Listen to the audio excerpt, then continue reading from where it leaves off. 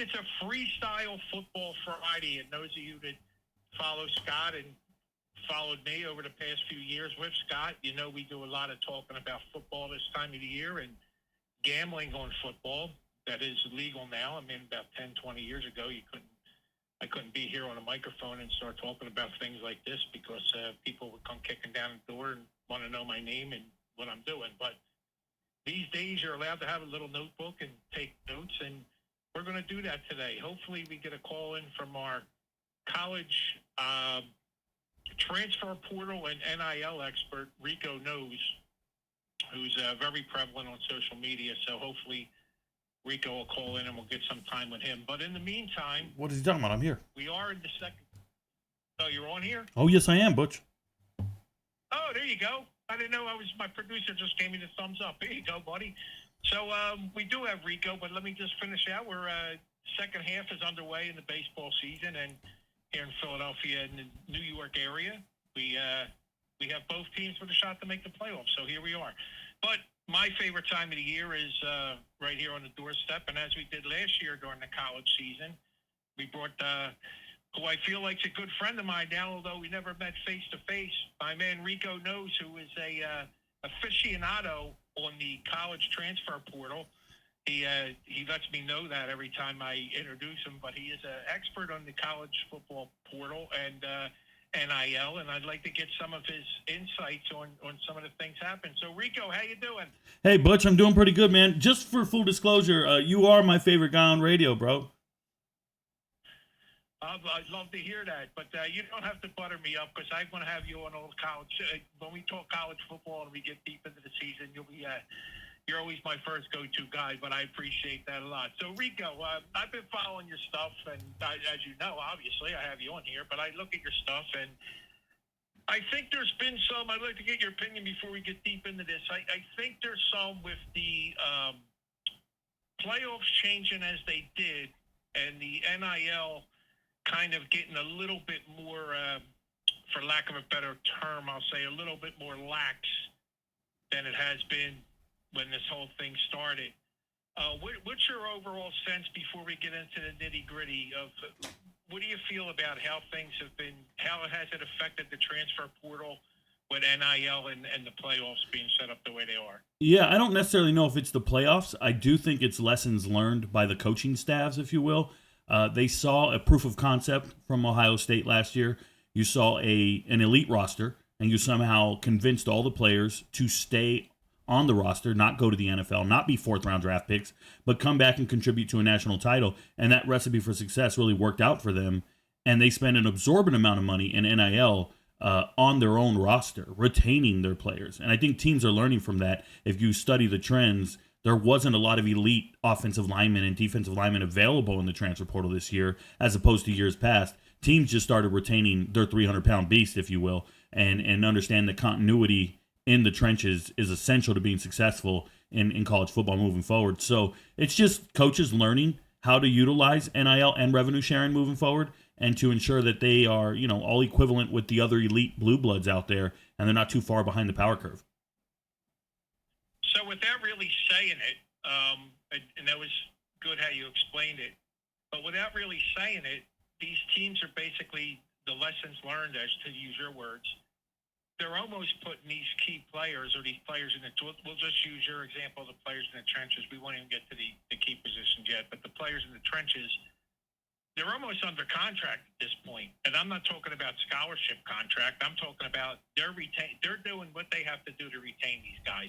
Is that a pretty good assessment of what you're saying? Well, yeah, not necessarily contracts just yet, although this year NIL deals will become public. So now we'll know publicly what these guys are paying in taxes and what they're getting paid with the revenue sharing. We're leaning towards the professionalism of amateurism sports. I'd say everybody will be under contract and maybe school employees moving forward here in the next 5 or 10 years. And you'll be paid a certain amount depending on what conference you're in. Your conference will be essentially like a league of some sort where you get paid. I want you to think of the European soccer leagues and the way they pay their players. That's what college football is leaning towards. Yeah, well, that's a good analogy since these days I'm involved heavily in in FIFA and the World Cup and things of that nature. That's basically what I'm doing for a living now. But getting back to what you're saying, this is definitely going to have an effect on coaches and coaches' salaries and contracts, right? And not only so much the head coach, but retaining coordinators, retaining recruiters. This is all going to be a domino effect, you think?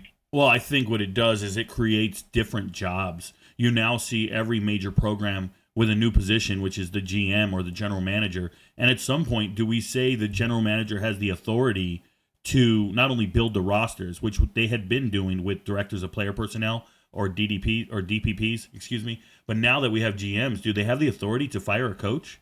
And that's what happened at Stanford. Andrew Luck stepped in and supposedly fired the coach. And you start looking around, all these programs are identifying GMs, and they have to do a lot of roster management. Well, it's really hard to predict what your roster is going to look like with the amount of turnover they have.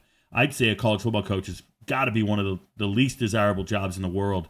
You have no time off. You're recruiting 365 days out of the year. You're pretending like you care about these players. You have no equity with them. And then you're recruiting via huddle film and a transfer portal where you never met the guy face to face.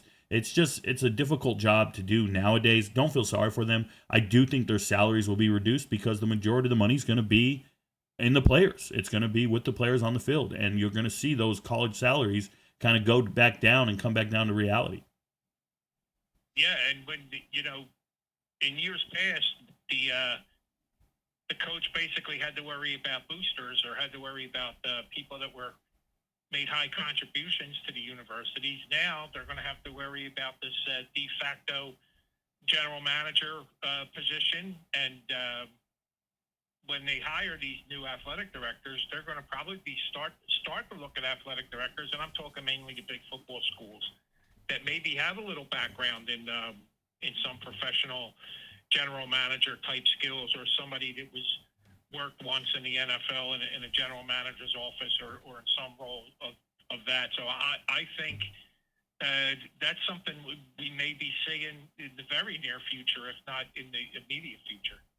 Yeah, some teams are ahead of the curve. They've already addressed it. They've identified it as a need because coaches are so focused on the development of their players or strategizing and scheming for the next game. They're focused on coaching the roster, not building it or retaining it. Those are two other jobs. Could you imagine in the NFL if head coaches had the responsibility of scouting players, evaluating players, and then trying to convince them to come to their organization and then retaining them and worrying about their feelings or their playing time? It's just a lot of balls to juggle in the air. And at the smaller schools, I mean, those coaches are overburdened having to do it all. It's quite a task.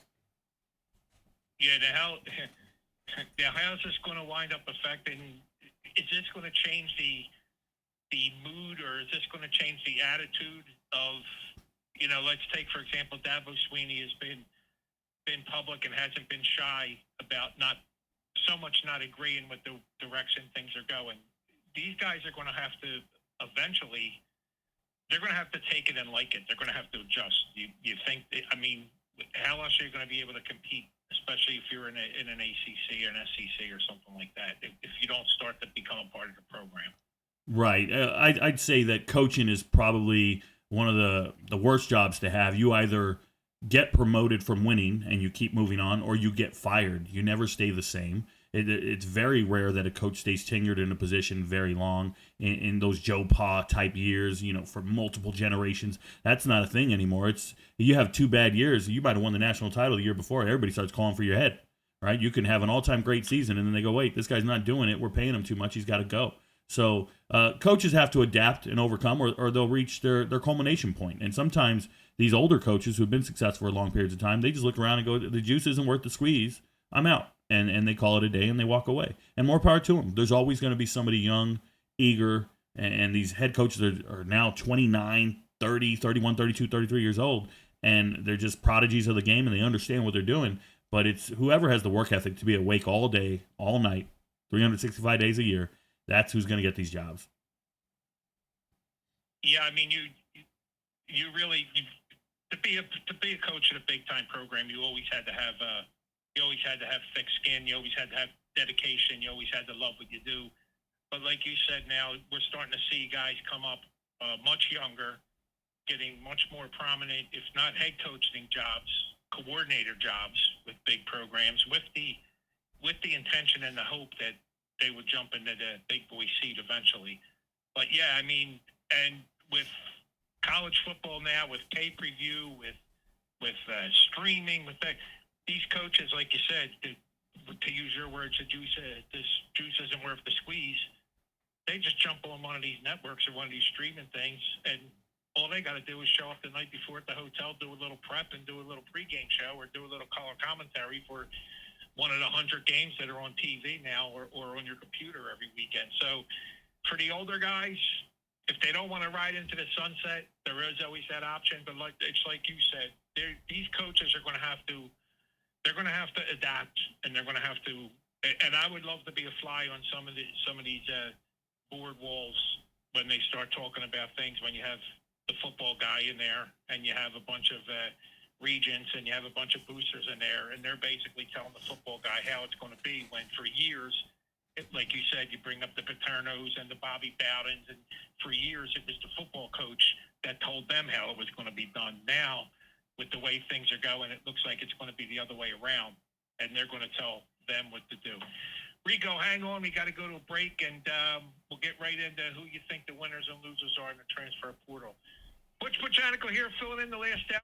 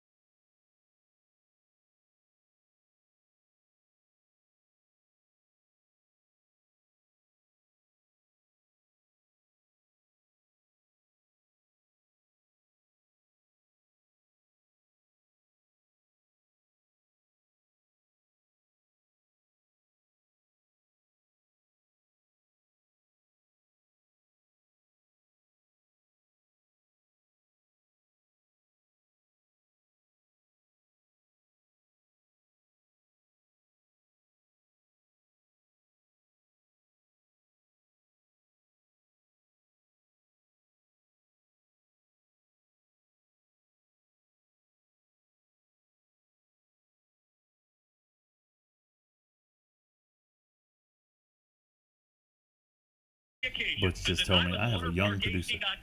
He's funny. I'm putting it on mute because I don't want the commercials to get me a copyright violation.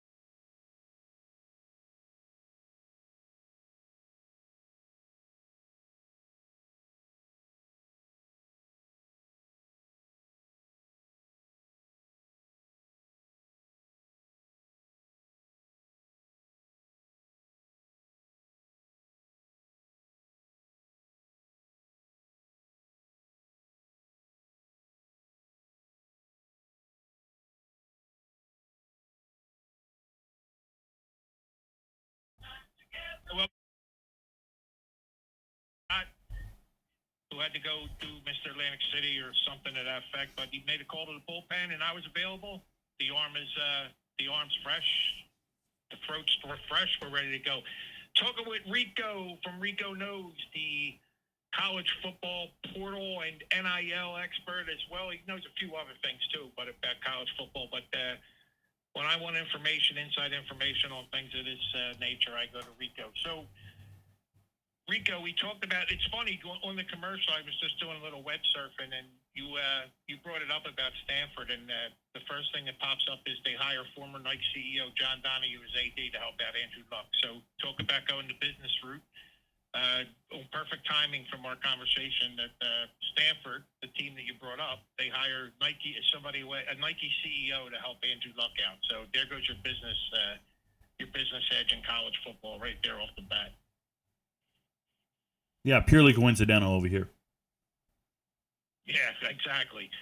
All right, so let's get into the nitty gritty now. We got what they call week 0, which I don't know. I guess it's a TV thing, but they call it week 0 coming up in 3 weeks. Only a few more Saturdays to go, and my wife loses me for about 12 weeks on the weekends, but that's neither here nor there.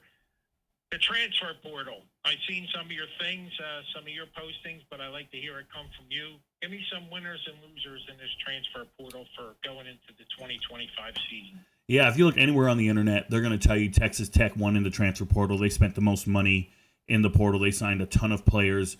Shout out to them. They have a billionaire donor who just decided, I want my alumni, I want my team to be great, and more power to them.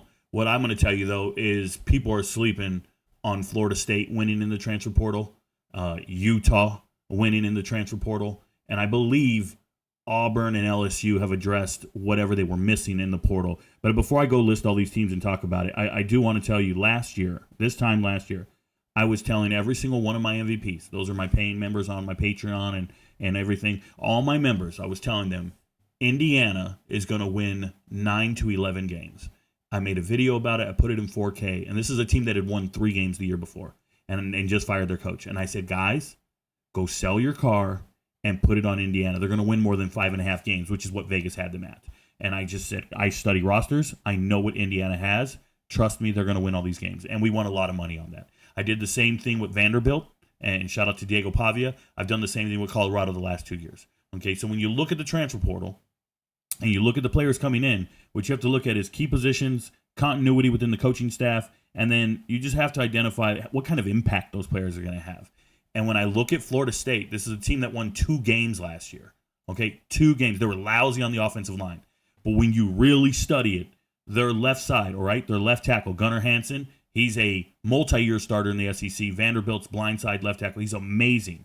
And they go and get a guard and the starting center from Wake Forest.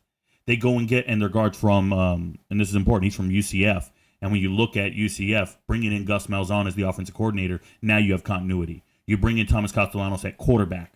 That's a former UCF quarterback. He knows the system here. No, he can't throw it deep. No, he can't throw vertically. He's not all that accurate. But you know what he can do? He can extend plays until the number 1 tight end in the country from high school, Landon Thomas. He was the number 1 tight end coming out 2 years ago. That guy's going to get a ton of yards this year. Their other tight end is Randy Pittman, who's a transfer from UCF. Once again, continuity with the program, understanding what they're doing. We're talking about an offensive line that was atrocious last year, but has been replaced with 4 transfers who all started at their previous schools, and then you have 1 returning starter who was injured last year. So it's going to be an entirely different team for Florida State. I think they're going to really turn heads. Now, they got to find answers on the defensive side of the ball, but don't be surprised to see Florida State drastically better than their 2-10 record last year.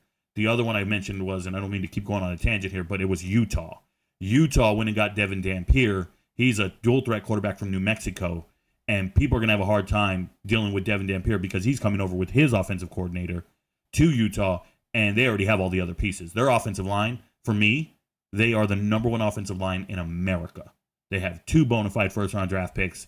They have everybody returning from last year. Like, that's the most experienced offensive line in America, and they're the best at Utah. So putting together that dual-threat quarterback with the weapons, getting Wayshawn Parker up from or down from Washington State, that's the real deal for me. When I study transfer portal impact, those are the top-notch ones. Another one I want to mention is LSU, because LSU is going the Ohio State route.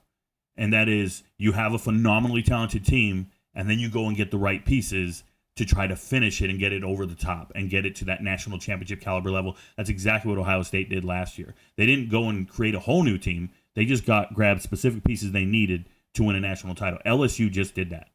Getting Patrick Payton from Florida State, getting Jack Pyburn from Florida. Those are defensive linemen that are going to get after the quarterback. A.J. Halsey's a free safety who's been able to play everywhere he goes, and now he's going to be your starting free safety. This is a kid from Houston who was originally at New Mexico. I'm telling you, the receivers at LSU can't be covered. Garrett Nussmeier is going to be a Heisman front runner, and obviously they have a difficult schedule. But when I look at transfer portal additions, those teams really addressed it, and I'm really impressed with them.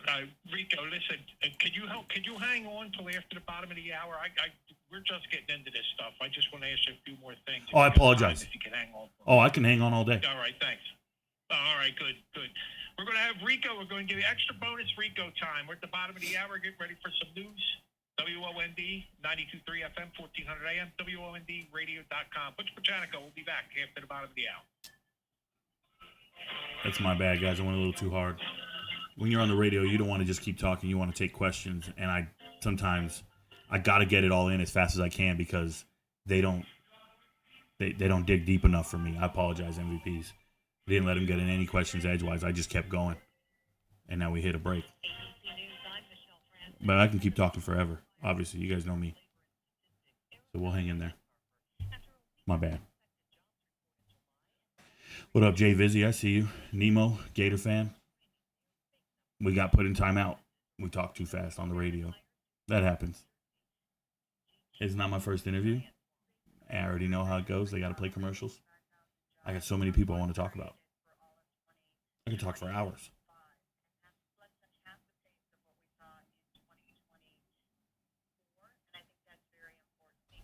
Let me turn off the mic here. You guys, please bear with me.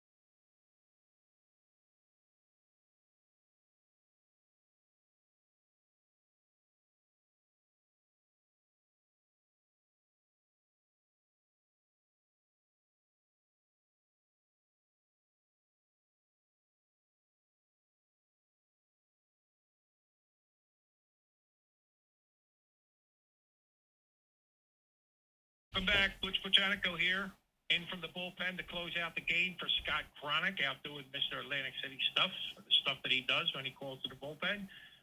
We got Rico here from RicoKnows. We're talking some deep dish college football stuff, and this is just the kind of stuff on a day like today down here at the Jersey Shore.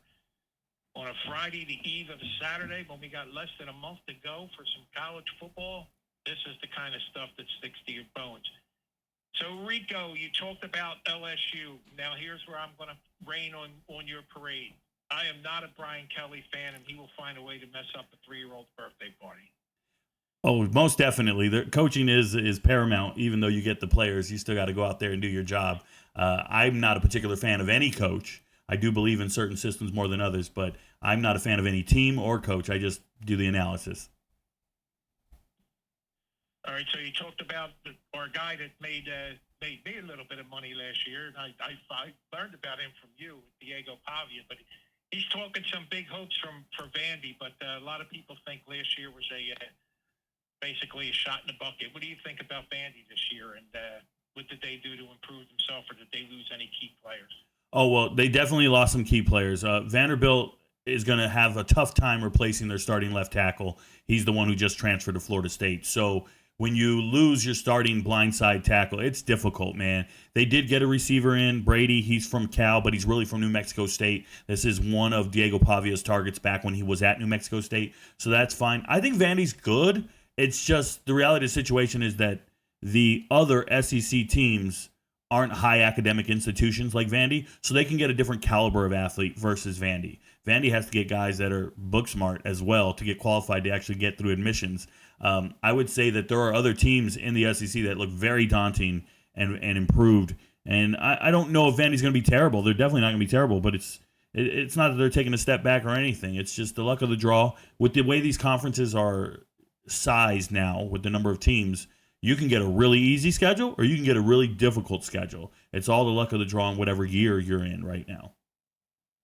Yeah, I was going to bring that up to you because we mentioned New Mexico, we mentioned New Mexico State, and then it seems like these other conferences, and just because we just brought it up, I'll talk about the Mountain West, because the Mountain West, you want to talk about instability of a conference. They're talking about 4 or 5 of them teams jumping over to the Pac-2 conference, which is not Pac-12. I refuse to call it Pac-12 with 2 teams in it. But 4 teams in the Mountain West are supposed to jump.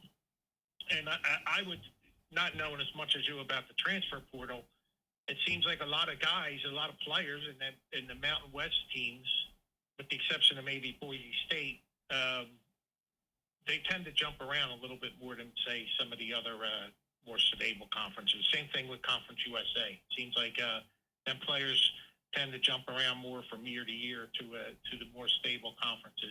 Is that a pretty good assessment, or do you think I'm just over-exaggerating that a little bit? I don't think you're over-exaggerating. I think there's a difference in root cause analysis, right? So I do a lot of trend analysis here.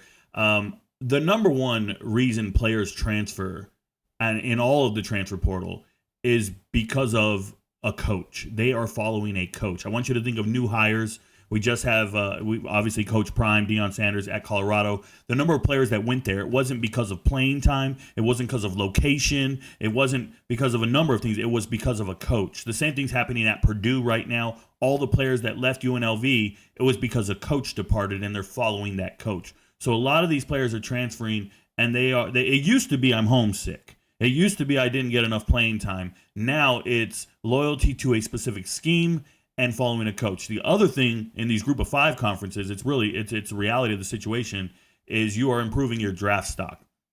So in 2022, there were over 20 group of 5 football players drafted in the top 100, over 20. And then 2 years ago, there was only 8. This year, there was like less than 10. So all the NFL caliber talent is transferring to a Power 4 school. That is a fact. And they are getting paid to do it, and that is just the way it's going to be moving forward. It's not loyalty to a conference. It's nothing like that. One thing I will say, you did touch on this, Boise State is so elite. I can only think of Tulane as being the only other group of 5 team that player for player, talent for talent, is equivalent or on par with Boise State. Boise State is a legitimate Power 4 caliber team in talent. Do not think it was just Ashton Genty rushing for 2,000 yards, and that's why they were in the playoffs last year. No, they have linemen that are going to be in the College Football Hall of Fame. They have exceptionally talented players, and people don't realize it. They're not going anywhere. They're going to be a top 10, top 15 team. That's how talented they are. Yeah, 2 teams you brought up, and I literally have them written down in front of me. You brought up UNLV losing guys because I think they're not going to be able to overcome the losses they had. They had a good year last year. A lot of people jumping up and down in Las Vegas because they're really not known to have good years in football, but they lost a lot of players, so I think they're going to come down to reality a little bit. But a team that I do like based on the moves that they made and just their scheme and style is Tulane. And it made me feel better to hear you say that Tulane and Boise State in the same sentence, because I think Tulane's a team that gets overlooked because of the fact of the conference they play in. Well, they play in the American, and no one's overlooking the American, to be 100% honest. When you start looking at those undefeated teams, okay, let me dial it back a little bit here. The American is actually a byproduct of the Big East. When the Big East dissolved, they became the American. Okay, that's how the American was created. And then when you look at undefeated teams in the American, I'm talking about UCF when they went undefeated, Cincinnati when they went undefeated. They're extremely respected, the American. So Tulane is there, and they just took 4 American teams: Houston, UCF. Who are the other two that just moved over to the Big 12 2 years ago? So when you start looking at the American as a whole, they're very respected in the group of 5. They really are. And Tulane's elite in that regard. JMU's right up there as being really good. It's just the talent turnover. Like you just mentioned UNLV. I want to tell you, I don't believe in Dan Mullen as a coach as far as like the results speak for themselves, right? But when I look at the talent of the players that just backfilled that roster at UNLV, they're above average. They're actually better than group of 5 teams. I think UNLV is not going to fall off all that far. Although it won't be the magic that Coach Marion had and that go-go offense. It won't be, Barry Odom and all this stuff. But I'm telling you, the UNLV players they brought in, if they can find the answer at quarterback, if they're smart enough to start calling Drea instead of there's an orgy in the end zone, then I think that UNLV will probably be in the top 3 teams in the Mountain West, regardless of the fact that everybody left. That's how talented they look right now.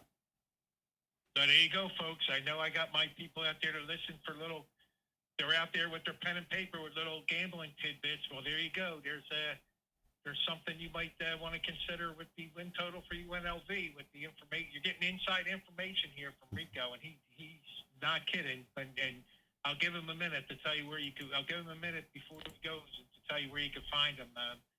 He digs deep. He's not like these pundits you see on these well-known alleged sports places, but there's something. There's a little pointer out there for win totals. Somebody might want to look in the UNLV. Now, the Armed Forces, Army and Navy? Some people think they're going to flip-flop roles this year. That the other team is going to have a better season than the year before, and vice versa. What do you think about that? Well, yeah, the obvious pick here is that Navy's going to be elite. They're returning Blake Horvath at quarterback. They're returning their entire backfield. They look ready and primed to be an elite team. They also play in the American, just like Army. The difference is Army loses everybody worth talking about. The only player that's really left at Army is their center. His last name is Small, and he and Kanye Udo went to the same high school, but Kanye Udo just hit the transfer portal, went to Arizona State, joined their stable of great running backs, and then they lost Bryson Daly, the quarterback there. So we saw what Army looked like without Daly at quarterback, and it wasn't good when they played Air Force. I think Army's getting in for a long season. It'll be difficult. They also lost, I believe, their offensive line coach, or their offensive coordinator, excuse me. He just became a head coach in the MAC. So it doesn't look good for Army. It does look good for Navy. And I think Air Force has a chance to get some resurgence here. They look more senior laden. There's a lot of people out there also speaking high praises because of the people that they've acquired. South Carolina. Mm-hmm. What do you think about what they picked up, lost, or what have you? But I hear a lot of people raving about South Carolina.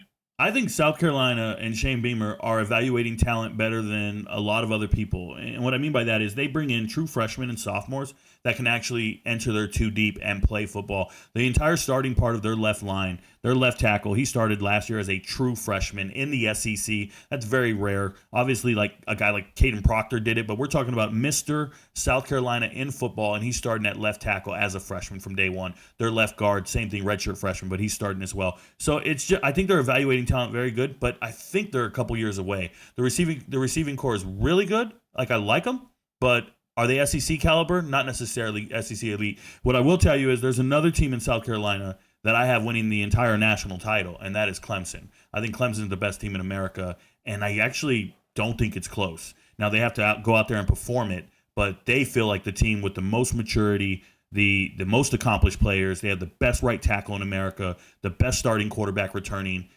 one of the best receiving cores. I'd say they're top 2 or 3 if you want to count Ohio State and LSU. And it just looks like it comes in cycles, but it looks like this year Clemson is second to none. Now, would you attribute that to continuity? Oh, definitely. Definitely. You know? Yeah. Another team people are high on that I'm really not too high on, Texas. What's your feeling on them? Losses, gains, Yeah, hype, so not hype? the only issue with Texas is their offensive line. They're all very young. They're highly talented players, but they've never really started. But for the vast majority of them, it's the same thing that Ohio State's dealing with.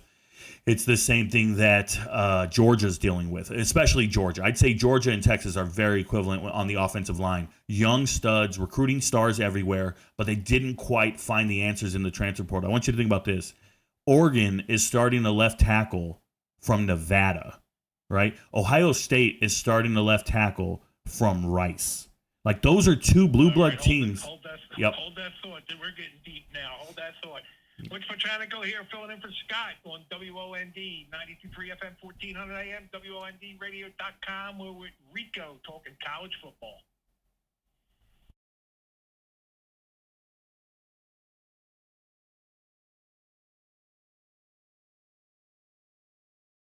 We just had to get it out there, guys. Oh, I got Clemson winning the national title. I got to let the world know.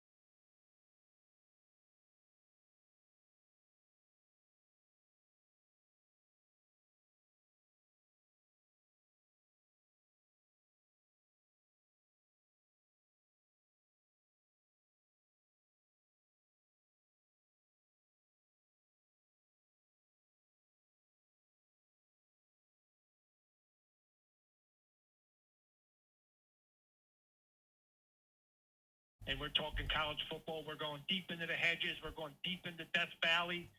We're going into the horseshoes. We're going into the big house. We're going everywhere. We got my man Rico, college football transfer portal NIL expert, as well as just a game in and of itself. And we're not basically talking X's and O's here. We're talking, we're getting to the roots of the issues. So, Rico, staying in the Big 12, two teams that it seems like one's pretty much fading away and the window may have closed, and one I think is teetering on getting much better, and that's Oklahoma State and Kansas, respectfully. Is Gundy running his course in Oklahoma State? It doesn't seem like he's getting the players they used to. Unfortunately, with Gundy, it's just they need a quarterback. They really do. Without a quarterback, you can stack the box and stop the run. I haven't seen an elite quarterback anywhere near that program in a while. I don't think it's going to get that much better, honestly. I noticed when they hired a defensive coordinator from a group of five school, like I get nervous about that. I just don't know how you're getting any better. When I look at Oklahoma State, it doesn't feel good. It just doesn't. Kansas, on the other hand, Jalen Daniels coming back. You can be excited about that. But unfortunately, they lost all three starting wide receivers, guys that have started for 3 years in a row. And now you have no one to catch those passes. You just lost Devin Neal at running back. I don't know how you get better.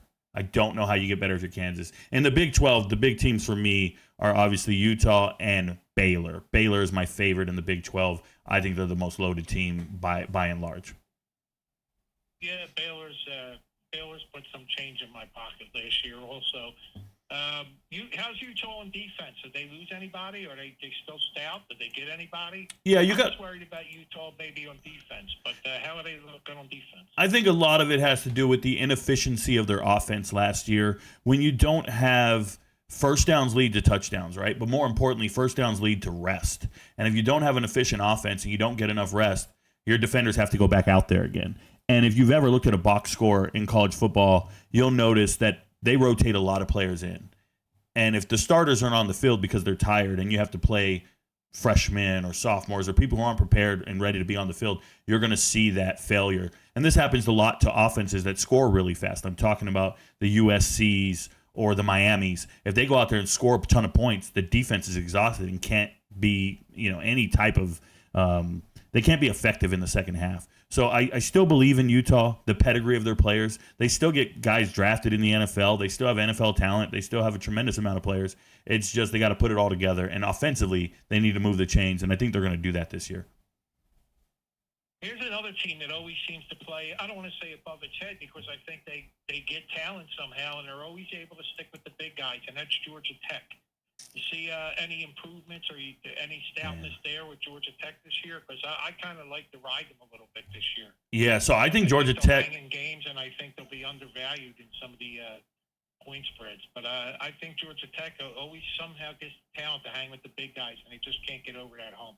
So I'm going to say some crazy things here that people don't want to hear. I think Georgia Tech probably wins 10 games. I think Brent Key is one of the best coaches in America.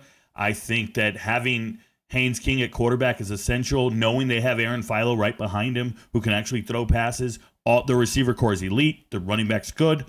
This is a good team. Now, they don't have marquee players on defense that people know. They always have like these feel-good stories. They have like Rudy at linebacker. That's what I call him. He's got a neck roll. But the reality is they're recruiting really well, developing even better than they're recruiting. And when you look at their schedule, it looks very winnable. I like Georgia Tech a lot. Yeah, September 13th. I'm circling that right now. I got my pen, and I'm circling September 13th, Georgia Tech, Clemson, at Georgia Tech. I'm going to be interested to see what the odds makers think about that, because I think Georgia Tech you might get a good price on Georgia Tech for that game. But that's going to be a good one to circle early, folks. And don't forget, with the playoff system being the way it is, it ain't like it used to be for us hard-headed college football fans, where if you lost a game in September, you were done. There's going to be teams you're going to see with this playoff system.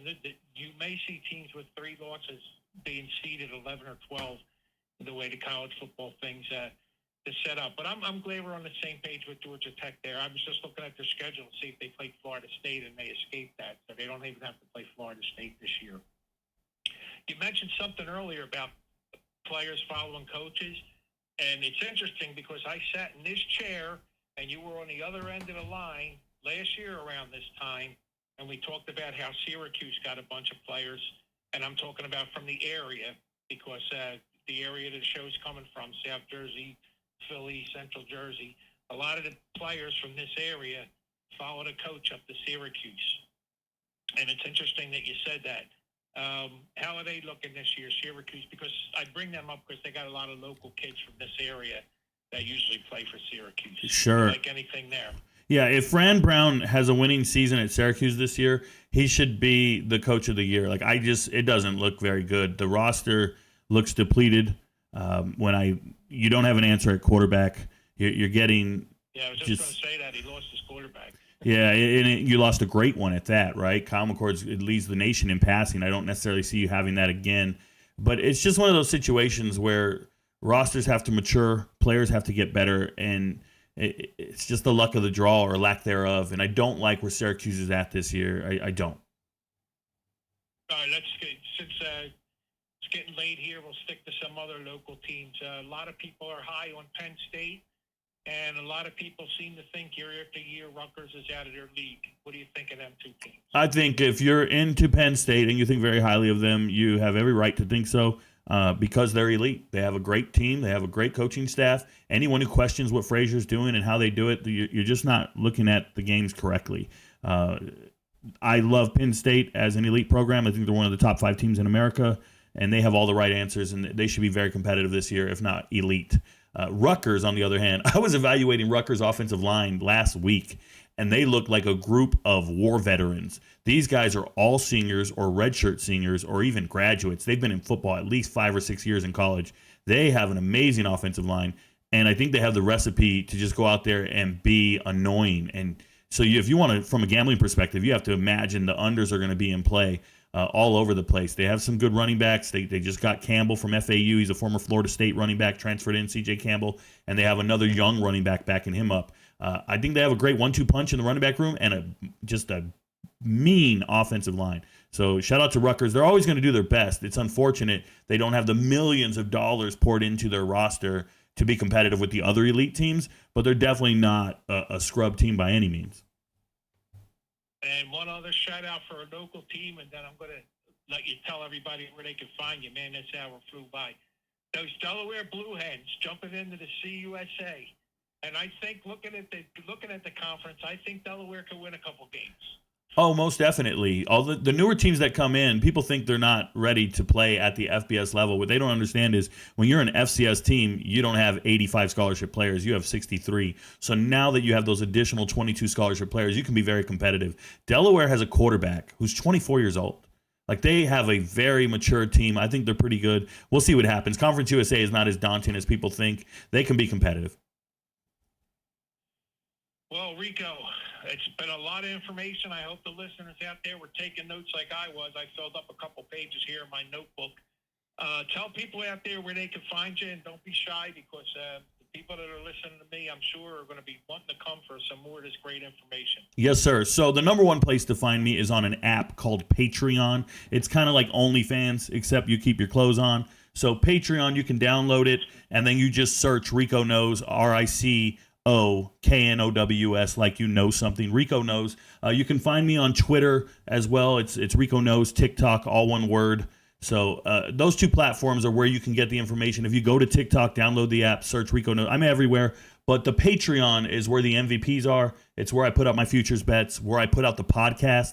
I've done a podcast on every position group: quarterbacks, wide receivers, tight ends, offensive line, everybody. So you can come watch hours upon hours of me talking about every FBS team in America, not just the popular teams, but I go all the way down to Temple and Akron and you know, you name it. I've talked about the teams and I know all the players. So just giving an evaluation of talent. Appreciate you guys. Yeah, I do it all. Folks, listen, I came across Rico just surfing around one night about, I don't know, now it's about 4 or 5 years ago, and just start reaching out to him, picking his brain, and he's also very, very good at UFC. So you may want to jump over to Patreon and give Rico a play, give him a visit, and he's pretty entertaining on TikTok too with the haters coming at him. But Rico, thank you for giving me that extra half hour. This has been great. I'd like to make this an annual thing, and maybe midway through the season, I'll get you back on here and we'll look at some of the stuff I wrote down that we talked about today. Thanks a lot, and good luck to you out there, buddy. Appreciate you, Butch. It's always a pleasure, and I'm game for anything. All right. That's Rico from RicoKnows. Butch Butchanico here, winding down the hour. We're going to get the save. Scott Chronicle get the win. All right, guys. Well, shout out to the MVPs who are watching on the Discord server right now.